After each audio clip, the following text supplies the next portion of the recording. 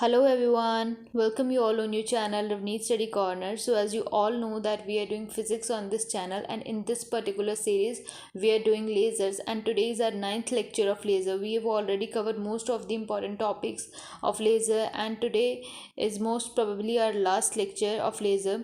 And today we are going to cover helium neon laser. So before starting our today's lecture, make sure that you're subscribed to the channel and hit the bell icon as well to get the notification whenever I upload a new video. So let's start it. So first thing that came in mind when you heard the word helium neon laser is that it is composed of gas. So there are two gases that are involved in its composition, and that are helium and neon, we all know. And the proportion in which these two gases are used is 10:1. So 10 parts of helium is used after every one part of neon. So from here you can take an idea that helium is taken in more proportion as compared to neon. So it is a gas laser, and the active medium, as name suggests, is gas here. So first of all, if we'll talk about construction, so it consists of a long discharge tube of 50 centimeter in length and 1 centimeter in diameter. So from here you can take up an idea that our normal Natraz scale is 15 centimeter long and it is 50 centimeter in length. So 3 or 3.5 approx normal Natraz scales length is used. तो you can have an idea from there कि कितना लंबा है हमारा ये जो helium neon laser है in length. तो और डायामीटर इज़ 1 सेंटीमीटर। तो डायामीटर बहुत छोटा है, एक पतली सी लंबी सी रॉड कह लो, इस तरह की इसकी जो है कंस्ट्रक्शन है या फिर कंपोजिशन है। तो this tube is filled with a mixture of helium and neon gas, and the ratio as I have already told you is 10:1, and these two electrodes, cathode and anode, are attached to the tube connected to high voltage supply. Okay, तो ये जो high voltage supply है, it is used for pumping, which means electrical pumping is used in helium neon laser. तो I hope इस point तक आपको सब कुछ क्लियर है इसकी कंस्ट्रक्शन के बारे में, और इसकी वर्किंग हम अब आगे पढ़ेंगे। तो as you can see here 100% reflecting mirror and this is 50% reflecting mirror. तो this these reflecting mirrors are acting as optical resonators. We have already covered the concept of optical resonators. So 50% reflecting mirror is acting as a outlet for a laser. तो इस mirror के through जो हमारी laser जो light amplify हो रही है वो इस लाइट के थ्रू बाहर आएगी। ओके, तो हीलियम नियॉन लेज़र है, और ये जो ट्यूब है ये क्वार्ट्ज की ट्यूब है, और can say the material that is used in making outer structure और outer structure of the tube in which laser action is taking place is of quartz. Okay, तो वर्किंग अब हम देखते हैं ये एक्चुअली वर्क कैसे करता है। तो as we all know that helium neon laser is for obeying 4 level pumping scheme. तो जो 4 लेवल की पंपिंग स्कीम हमने पहले पढ़ रखे, उसका बेसिक्स पढ़ रखे हैं, वो मतलब किस तरह वर्क करती है, एंड 3 लेवल का भी पढ़ रखा है। तो 3 level used in ruby laser and 4 level is used in helium neon, and which one is better we already know that, but we'll understand how 4 level is better than 3 level by working of this laser, which is helium neon laser. So first of all, as we know that helium neon is using 4 level pumping scheme, and electrical pumping is used to excite the base ground level atoms. So what actually happens when high voltage supply is switched on or can say electrical pumping starts, तो होता है कि some of the helium neon atoms get ionized. Okay, positive ion and negative free electrons are produced. Ionization होती है तो हमें पता है positive ions and negative free electrons produce होते हैं, which got accelerated towards the opposite ends, that is cathode and anode respectively. Electron जो है तो वो being lighter acquire high speed. तो इफ़ आई आस्क क्यों ये जो हमारा फ्री इलेक्ट्रॉन है एक्वायर करता है हाई स्पीड, तो smaller the mass greater will be the speed, or larger the mass, lesser will be the speed, or can say velocity. Okay तो दीज फास्ट मूविंग इलेक्ट्रॉन जो हैं ये collide करते हैं with the helium and neon atom on the way. जब excite होके ये जो हाई वेलोसिटी एक्वायर करके ये जो मतलब लाइटर जो इलेक्ट्रॉन्स हैं ये जो अपोजिट एंड की तरफ जब मूव करते हैं तो रास्ते में क्या है, एक मतलब एटमॉस्फेयर है इनके around helium and neon gas का, जिसमें हर 10 हीलियम एटम्स के बाद एक नियॉन एटम को ये काउंटर करेंगे। तो उस एटमॉस्फेयर में जब ये मूव कर रहे हैं फास्ट, एक मतलब दूसरी एंड की तरफ फास्ट तरीके से, पॉजिटिव एंड की तरफ फास्टली मूव कर रहे हैं, तो रास्ते में ये काउंटर करेंगे हीलियम एंड नियॉन एटम्स को। ठीक है, helium atoms being lighter than neon atoms. अब एक बात और, यहाँ पे हमने हीलियम और नियॉन के मासेस के कंपेयर में बात करनी है। ठीक है, ये मत कहना कि इलेक्ट्रॉन के कंपेयर में हम बात करें, इन दोनों का आपस में कंपेयर कर रहे हैं, हीलियम एंड नियॉन का। तो आपको पता है hydrogen, helium is at second place and neon is at 10th place, or can say they have atomic number 2 and 10. So similarly their masses are different and vary accordingly the mass number increases. Okay, so helium being lighter absorbs energy from electron during the collision and raised from the ground state F1 to the excited state F2 और F3 which are metastable states। और अब मैं बात करूँ सिर्फ helium ने ही क्यों energy ली, neon ने एनर्जी क्यों नहीं ली। तो एनर्जी वहीं ट्रांसफ़र होगी जहाँ पे कंपैरेबल मासेस होंगे। तो हीलियम का मास कंपैरेबल तो नहीं कह सकते, लेकिन नियॉन के कंपेयर में लाइटर है, कम है।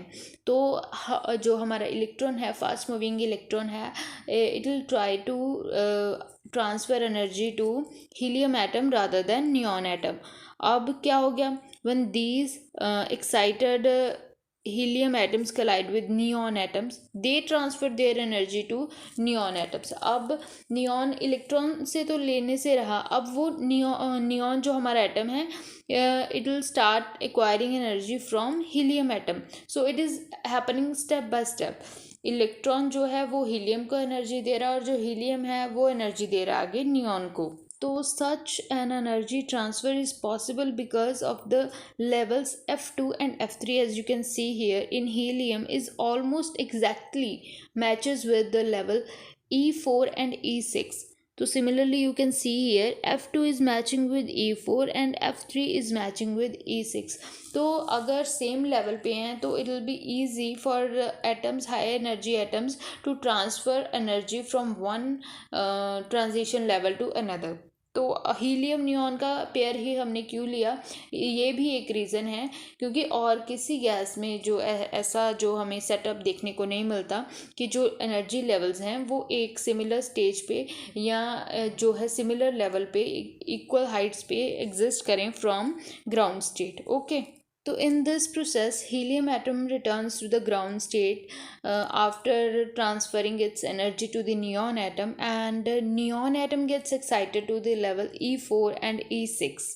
okay, so since E4 and E6 are metastable states, again as you know metastable states हैं, तो atoms will stay here for longer duration rather than normal excited states, and soon the population inversion is achieved। तो population inversion की condition as you also know that N2 will be greater than N1, number of atoms in the metastable state will be greater than the number of atoms in the ground state or the state lower than that of the metastable state। तो metastable state है तो population inversion is achieved between E6 and E5 and E6 and E3 and E4 and E3।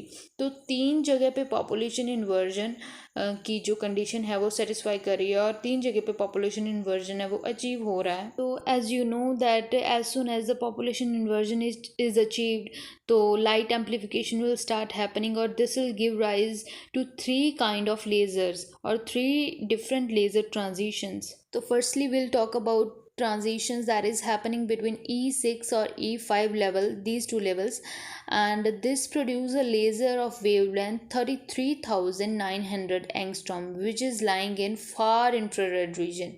तो हमें पता है laser की जो हमारी कंडीशन है वही light amplification will be considerable which will lie in visible reason.